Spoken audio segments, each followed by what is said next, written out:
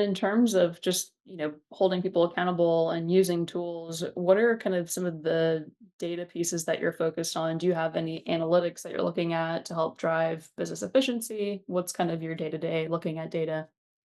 Well, in manufacturing operations, in order to plan our production and capabilities, we have to know what workforce we have on site.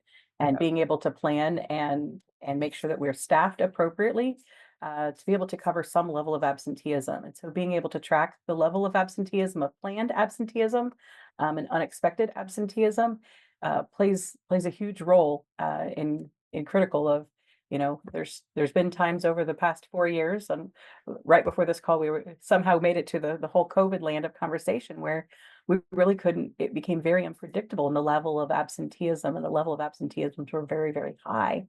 And so to that point, then we're having to, change production schedules for the day and shift people from one area to another and being able to plan that. And even in those shifts, you lose efficiency and productivity. So uh, any advanced notice and advanced planning that can happen at a higher level with higher visibility of understanding is essential to our manufacturing operations.